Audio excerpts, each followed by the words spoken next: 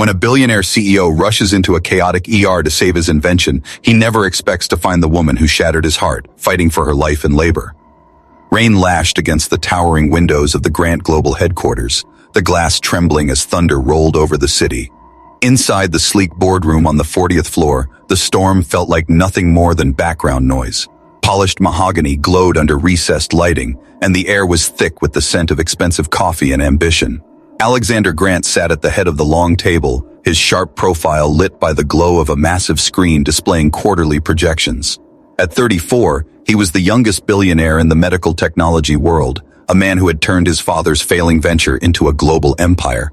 His eyes, cold and focused, moved between spreadsheets and the faces of directors as they debated strategy for an upcoming merger that could redefine healthcare. Yet even here, amid the calculations and projections, Alex radiated a control that unnerved everyone in the room. He was brilliant, decisive, and untouchable, or so it seemed. No one in that room knew that just a few years ago he had been a very different man, one capable of laughter and warmth, until a breakup had hollowed him out and turned him into steel. His life since had been built on discipline and detachment. The hum of the meeting was suddenly broken by the vibration of his phone. Normally, Alex ignored interruptions, but the number flashing on the screen made his stomach tighten. St. Matthew's Hospital. They were the first to adopt his company's most advanced piece of equipment, the Artemis 9, a revolutionary surgical stabilization unit. His fingers twitched as he answered, rising from his chair in one fluid motion. On the other end, a frantic voice crackled through static and storm. "Mr. Grant, this is Dr. Keller. We have a critical trauma case. Your Artemis system. It's failing. Patient's vitals are unstable. We need immediate intervention." The words sliced through the polished calm of the boardroom. Alex's jaw clenched as he stepped toward the window, lightning illuminating the city sprawled below. A failure? Impossible. His machines didn't fail. They couldn't fail. Not tonight, not with the merger hanging in the balance and every eye in the industry on his innovations. Around the table, his executives whispered, watching the storm gather in his expression. "Patch me through to the control interface," Alex ordered, his voice like tempered steel, but the line crackled again. "Remote commands aren't responding. It has to be manual. We need you here, sir. If the Artemis collapses, we'll lose the patient. And if word gets out..." The rest didn't need to be said. The headlines would write themselves. Alex ended the call and turned, his eyes sweeping across the room. "Meeting adjourned," he said flatly. One of the directors stammered, "Sir, the merger is irrelevant if the Artemis fails." His tone silenced the protest instantly. He grabbed his coat, striding toward the exit, the storm outside seeming to echo the storm inside his chest. His assistant hurried after him. "Alex, it's dangerous out there. Let the hospital staff handle it. You don't personally need to." "I do," he cut in, not slowing his pace, "because if I don't, someone dies tonight, and so does everything I've built." Minutes later, his black Aston Martin roared into the rain-soaked streets. Wipers beat furiously against sheets of water as the city blurred by. Neon lights smeared across the windshield. Tires hissed over flooded pavement, the car hydroplaning dangerously as thunder cracked overhead. But Alex's grip on the wheel was steady, his eyes fixed on the road ahead. He wasn't just racing against the storm, he was racing against time, against failure, against the ghosts of mistakes that had already cost him more than he cared to admit. Each flash of lightning lit up the skyline, the spires of St. Matthew's looming closer. With every mile, tension coiled tighter in his chest. The Artemis had been his life's work, his proof that technology could do more than profit. It could save lives. If it collapsed now, it wouldn't just be a machine that failed. It would be him. But as he sped through the storm, a deeper, unspoken fear stirred. A whisper of something he hadn't allowed himself to feel in years. He had no idea that what waited for him inside that hospital was far more than a malfunction. It was his past. And it was about to come crashing into his present with a force he could never have prepared for. The storm battered the city with unrelenting fury as Alexander Grant's car skidded into the emergency bay of St. Matthew's Hospital. He killed the engine and stepped out into the deluge, his Italian leather shoes splashing through deep puddles. The usual polished aura of the billionaire CEO seemed almost absurd here, under flickering floodlights where paramedics screamed orders and ambulances lined up like soldiers in formation. The hospital entrance glowed a sterile white against the chaos, its sliding doors opening and closing endlessly as gurneys streamed in. Inside, the ER was pandemonium. The multi-car pileup had turned the place into a war zone, dozens of patients with broken bones, bleeding wounds, and frantic families crammed into every corner. Alarms blared in shrill protest. Nurses shouted vitals across the room, and the sharp smell of antiseptic mixed with the copper tang of blood. The Artemis unit, a gleaming machine that Alex himself had designed to stabilize trauma patients in surgery, stood in the middle of Bay 3, its monitors flickering erratically like a dying heartbeat. Doctors hovered over a pale young man on the table, his chest rising and falling unevenly as tubes pumped air into his lungs. "Mr. Grant," Dr. Keller, sweat streaming down his temples, rushed forward as though salvation had just walked in. "The Artemis is failing. The stabilizer won't lock and the patient's blood pressure is crashing. If we don't get the system back online in 5 minutes, then he won't make it," Alex finished, his tone clipped, his mind already dissecting the problem. He stripped off his drenched coat and tossed it onto a chair, rolling up the sleeves of his charcoal shirt. He wasn't here as a CEO tonight. He was here as the man who knew every circuit and bolt of that machine better than anyone alive. The staff whispered in disbelief. It wasn't every day a billionaire in a tailored shirt strode into the ER like one of them. Yet Alex moved with unshakable confidence. He snapped on gloves, crouched at the Artemis control panel, and ripped open the back panel to expose its wiring. His fingers worked fast, nimble and precise, bypassing a blown fuse and rerouting power manually. Sparks hissed, the smell of ozone filling the air. "Clear the table for 30 seconds, Alex ordered. His voice wasn't loud, but it carried such authority that everyone obeyed instantly. He patched a cable, reset the circuit, and the Artemis hummed back to life. The monitors steadied, green lines spiking with renewed rhythm. The patient's vitals began to climb. A collective sigh of relief rippled through the trauma bay. Nurses exchanged looks, half awe, half disbelief. For years, Alexander Grant had been a name on a building, a shadow behind press releases and billion-dollar deals. Tonight, he was something else entirely, a man who had just kept another human being alive with his own 2 hands. Dr. Keller clapped him on the shoulder. "You just bought him another chance. That was incredible." But Alex barely heard him. Adrenaline pounded in his veins, his heart refusing to settle. For the first time in years, he felt something other than cold calculation. He felt alive, needed. This was what he had built his empire for, though somewhere along the way he had buried that truth under mergers and profits. Before he could process the moment, a new wave of urgency surged through the ER. The automatic doors burst open again, and a paramedic's desperate cry cut through the chaos. "We've got another incoming. Female, early 30s, full-term pregnancy, heavy contractions, possible fetal distress." The gurney flew past, and Alex caught just a glimpse of the woman's face, damp hair plastered to her temples, lips parted in pain, eyes clenched shut. But something about her features struck him like a lightning bolt, rooting him to the floor. For one heart-stopping second, the world narrowed to that stretcher. It couldn't be. He blinked hard, the chaos around him fading into white noise. A nurse shouted vitals. Doctors clustered around the new patient. The storm rattled the hospital windows. But Alex heard none of it. His chest tightened. His pulse surged. Because in that fleeting he was almost certain he had just seen a ghost from his past. Sophia. The name slammed into him with the force of the thunder outside. The woman he had once loved, the woman who had walked away 5 years ago without a word of explanation, was here, in his hospital, in pain, and possibly fighting for her life. The machine was fixed. The patient in Bay 3 was stable, but Alex suddenly realized that the true emergency of the night had only just begun. The chaos of the ER pressed in on all sides, but Alexander Grant's world shrank to the single sight of the woman on the gurney. He stood frozen, his breath shallow, every nerve in his body screaming with disbelief. The overhead lights illuminated her face as the nurses wheeled her past, flushed with pain, damp strands of dark hair clinging to her temples, her lips gasping for air. Even distorted by agony, even after 5 long years, he knew her instantly. Sophia Martinez. The name reverberated through him like a gunshot. The woman he had once sworn to spend his life with. The woman whose laughter used to echo in his loft on nights when the city outside was nothing but silence. The woman who had vanished from his world like smoke. 5 years he had buried her memory under work, under empire, under steel walls he built around his heart. But seeing her here, her body straining, her voice breaking with cries of labor, shattered every barrier he thought he had reinforced. "Vitals dropping," a nurse barked. "Baby's heart rate irregular." Doctors swarmed around her, shouting orders. "Get her to Bay 5 now. Prep for fetal monitoring." Alex moved before he realized he was moving, his long strides cutting across the slick linoleum floor. His presence drew stares, paramedics recognizing the billionaire who had just saved a trauma patient minutes before, but no one dared stop him. He caught a closer look as they transferred Sophia to a bed. Her eyes, brown and fierce even through tears, fluttered open just long enough to land on him. Recognition flickered. Her expression twisted, not with relief, but with something sharper. Pain, fury, disbelief, all tangled in one flash before her lids slammed shut again. Alex's stomach dropped. That look was enough. She hadn't forgiven him. "Sir, you need to step back," a nurse ordered, trying to block him, but Alex's voice cut through the noise like a blade.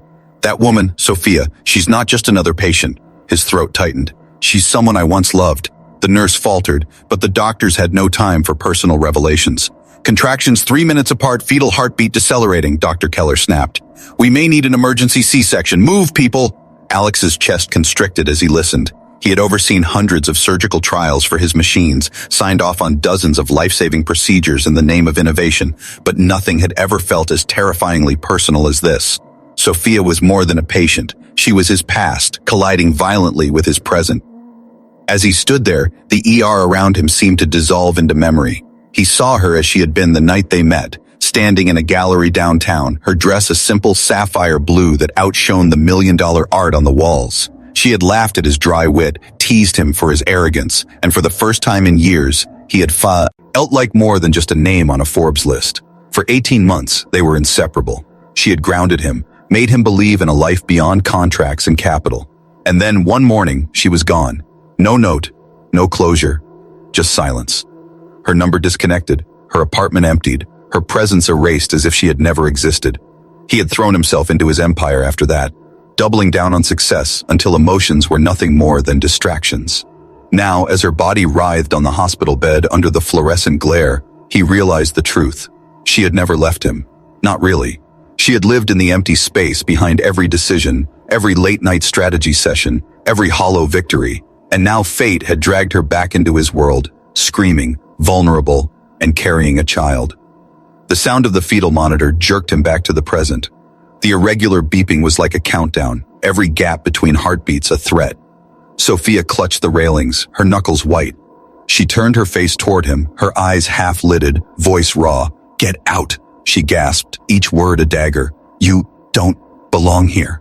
Her rejection hit harder than any storm outside, but Alex didn't move. He couldn't. For once in his meticulously controlled life, he had no boardroom plan, no corporate solution. Only one truth beat in his chest louder than the monitors. He couldn't walk away. Not now. Not ever again. "Doctor," a nurse called out, panic creeping into her voice.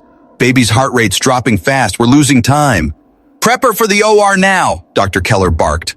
They began to wheel Sophia toward surgery, her cries echoing down the corridor. Alex followed, every instinct telling him to fight his way into that operating room. But hospital policy slammed the door shut in his face. He stood there, drenched in rainwater and sweat, staring at the sterile steel doors that separated him from her. The ER noise roared back in his ears. Monitors, footsteps, the storm pounding against the windows. For the first time in his life, Alexander Grant felt utterly powerless. He could save machines. He could save corporations. He could save strangers with his inventions. But could he save the only woman he had ever truly loved? And beneath that fear lurked a deeper, sharper suspicion. If Sophia was here, in labor, after all these years, then whose child was she bringing into the world tonight? The double doors to the operating wing slammed shut, leaving Alexander Grant standing in the corridor with his heart pounding so violently it felt like it might burst through his chest. Around him, the ER still boiled with chaos. Stretchers rattled across the floor, machines beeped frantically, staff shouted orders into the stormy night. But to Alex, it was all muffled, distant, as though the world had been shoved underwater. His eyes stayed fixed on those doors, the sterile steel barrier between him and Sophia, between him and the truth he had avoided for 5 years. He pressed his palm against the cool metal, his reflection staring back faintly, pale under the harsh hospital lights. The image that stared at him was the same man Fortune magazine plastered across their covers. Alexander Grant, the iron-willed CEO, master of innovation, the man who could bend markets with a single deal.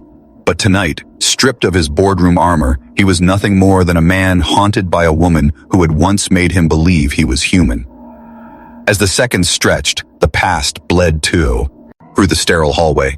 He remembered the night she left, though at the time he didn't realize it was the end.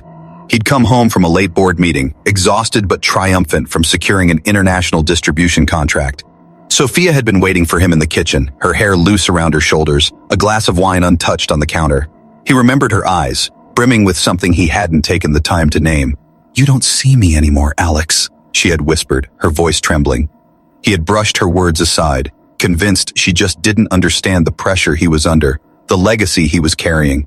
He'd kissed her quickly, promised her tomorrow. But when morning came, she was gone.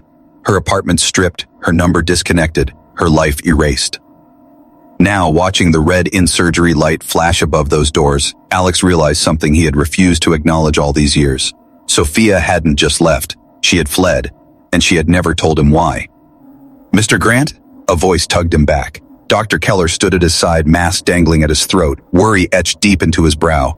"They're prepping her for an emergency C-section. The baby's in distress. It's going to be close." Alex nodded, his throat too tight for words. Close. Life or death balanced on the edge of a scalpel. He wanted to demand updates every second, wanted to storm into the OR, but he forced himself to stay rooted. Control had always been his strength, but tonight, control felt like a prison.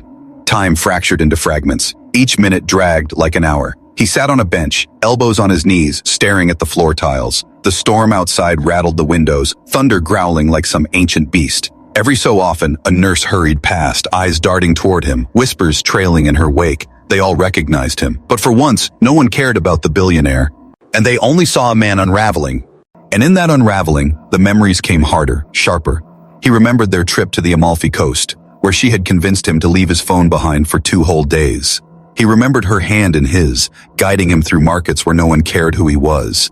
He remembered the way she had laughed at his awkward attempts to cook, and how in those moments he had believed, truly believed, that he could be more than a CEO. He could be hers. A door clicked open down the hall and he jolted to his feet. But it wasn't the OR. It was a side ward. A nurse stepped out carrying a tablet, pausing when she saw him. Her face softened.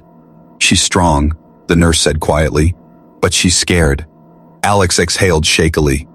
"I know," he murmured. "She always was, but she never let anyone see it." The nurse tilted her head. She wouldn't stop asking if the baby would make it. The word struck like lightning. The baby. His baby? The question roared in his mind, suffocating him. Could it be possible? Was this why she had left? Had she been carrying his child all those years ago? Before he could spiral deeper, the doors to the OR cracked open. A doctor in green scrubs emerged, his mask still in place, his eyes grave. Alex surged forward, his voice low but shaking with desperation. "Tell me she's alive. Tell me the baby's alive." The doctor hesitated, glancing down at the chart in his hands. "Both are critical," he said finally. "We've delivered, but the infant's heart is weak. She's still under. We're doing everything we can." Alex felt his knees weaken, his pulse hammering in his temples. Both. Not just one life, 2. And in that single word, both, his world tilted. Because if Sophia's child was his, then he wasn't just fighting for her life tonight. He was fighting for a family he hadn't even known existed. And in that realization, the truth slammed into him like thunder rolling over his city, his empire, his billions, his power. None of it mattered. Not if he lost her. Not if he lost them. He sank back onto the bench, his head in his hands, and for the first time in years, Alexander Grant prayed. Not for success, not for power, but for a second chance at the only thing that had ever truly mattered. And somewhere behind those steel doors, Sophia fought for breath, unaware that the man she had sworn to leave behind was waiting on the other side, ready at last to face the past he had run from. The minutes crawled by like hours. Alexander Grant sat rigid on the bench outside the operating room, his fists pressed so tightly together that his knuckles were white. Every beat of the clock overhead sounded like a hammer driving nails into his skull.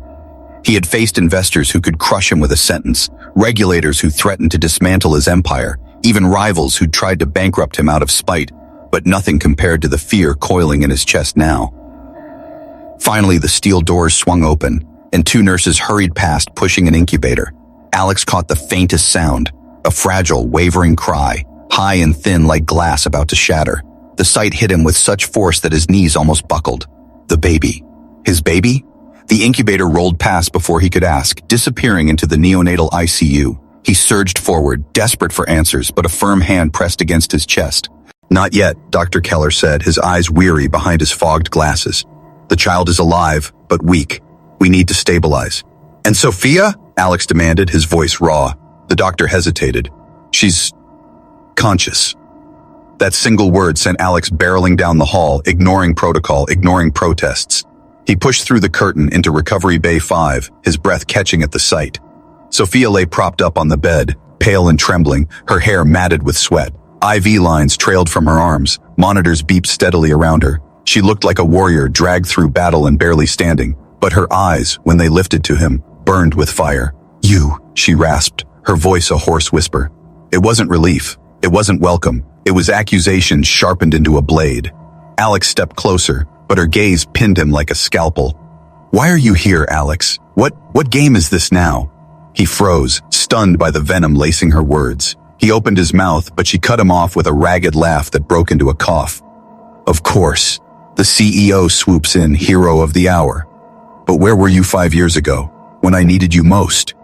Her words crashed over him like another storm. Sophia? His voice cracked, something it hadn't done since he was a boy. I didn't know. I didn't know you. That I was pregnant?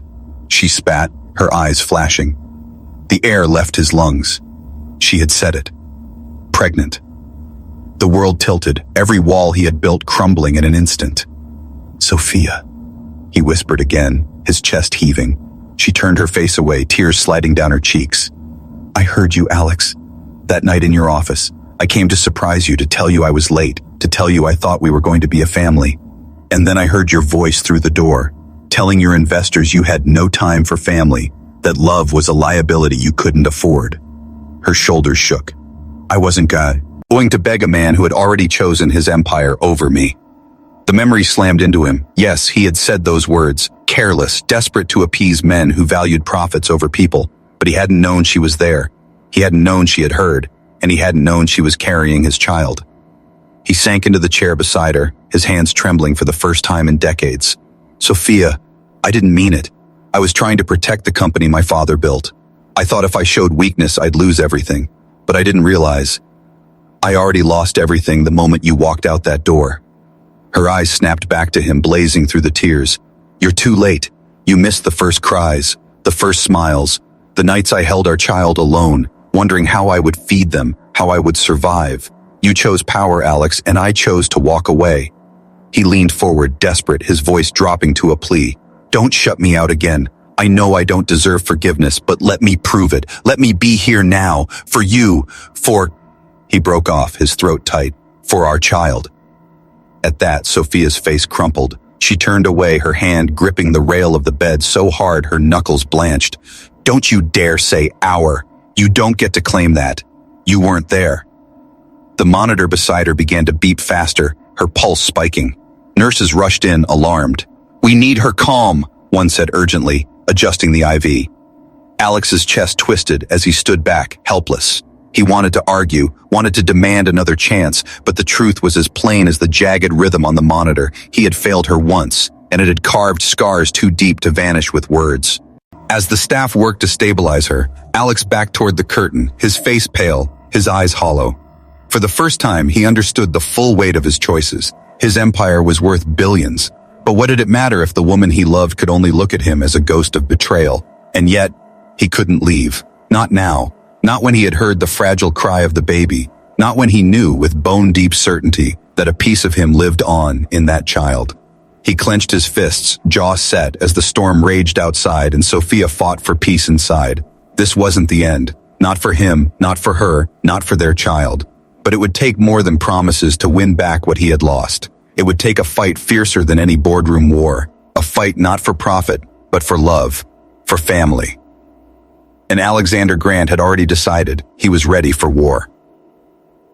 The storm had begun to ebb outside, but inside St. Matthew's the tension only thickened. The neon glow of dawn seeped through the tall glass windows of the ER, pale and uncertain, as if the sky itself was holding its breath. Alexander Grant sat slumped in the hard plastic chair outside the neonatal ICU, his shirt wrinkled and stained, his tie discarded somewhere hours ago. The image was almost surreal. The billionaire CEO, stripped of his armor, waiting like any other terrified man for word about a life that mattered more than all his billions combined. Through the glass, he caught fleeting glimpses of nurses moving around incubators, their forms shadowy under the sterile white lights. Somewhere in there, his child. The cry he'd heard earlier had been proof, fragile but undeniable. A child that was his and Sophia's. His chest constricted every time he thought about it. 5 years lost. First smiles, first laughter, first words. Memories stolen because of one careless choice. One sentence spoken to appease investors who would never understand what it meant to lose the love of your life. The doors creaked open behind him, and Alex shot to his feet as Dr. Keller stepped out. The man's mask was off, his expression unreadable. Alex's voice cracked in a way that would have shocked any of his board members. "Tell me, please, the baby?" Keller's gaze softened. "Stable," he said finally. "Still weak but fighting. Stronger than we feared." Relief broke through Alex's chest so fast it hurt. He exhaled, his body trembling as if he'd just been hauled from drowning water. "And Sophia?" "She's resting. She asked for space." The doctor hesitated before adding, "She's confused, angry, but she's alive." Alive. Alex gripped the edge of the chair until his knuckles burned. It was enough to keep him standing. Keller glanced down at his chart, then back at him, his eyes curious. "There's something else." Alex stiffened. "What?" The doctor's lips curved into the faintest shadow of a smile. "Come with me." They walked down the hallway, each step echoing in the sterile silence. The NICU was hushed, machines blinking quietly, nurses murmuring in low voices. Keller stopped at the far side of the ward, where 2 incubators stood side by side. Tiny forms rested in each, swaddled in blankets, their faces pink and impossibly small. Alex froze, his throat closed, his pulse thundered in his ears. 2. His knees nearly gave way. "No," he whispered, the word torn from somewhere deep. "No, this can't." He staggered closer, his palm pressed flat to the glass. "Twins?" Keller nodded. "We didn't realize until surgery. One was hidden behind the other. Both delivered early, both fragile, but alive."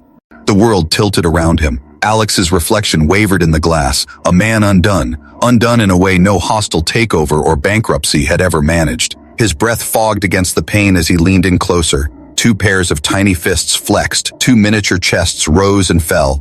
His children, his legacy, his second chance multiplied. Emotion tore through him like lightning, terror, awe, regret so vast it hollowed him out, and love so fierce it left him trembling. He whispered as if afraid to break the silence. I have two children." Behind him, footsteps. He turned, his eyes colliding with Sophia's, pale, fragile, wrapped in a thin hospital robe, but standing tall on her own 2 feet. Her eyes were swollen from tears, but her chin lifted in that familiar defiance he remembered so well. "You don't get to claim them just because you're here now," she said softly, but the tremor in her voice betrayed her. "You weren't there when I carried them alone.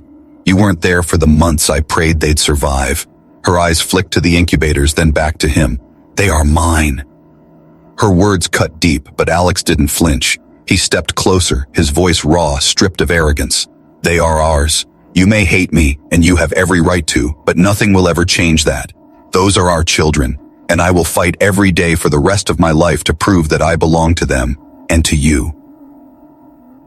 Sophia's lips trembled. For a long moment she said nothing. The silence roared louder than the storm outside. Then her eyes filled again, and she whispered the words he had longed for and dreaded all at once. "Don't make promises you can't keep, Alex. They don't need another broken one." The incubators beeped steadily, a fragile chorus of life. Alex turned back, his reflection mingling with theirs on the glass. For the first time he understood what true power was. Not the bill, ions, not the empire. It was standing here stripped bare, begging for a second chance to be the man he should have been all along. And in that sterile white room, as dawn bled across the city, Alexander Grant knew the truth. He hadn't just been given one miracle tonight, he'd been given 2, and whether Sophia let him back into her heart or not, he would never, ever walk away again. The empire had made him feared, the machines had made him rich, but these children, they would make him human, and that, at last, was the only legacy that mattered.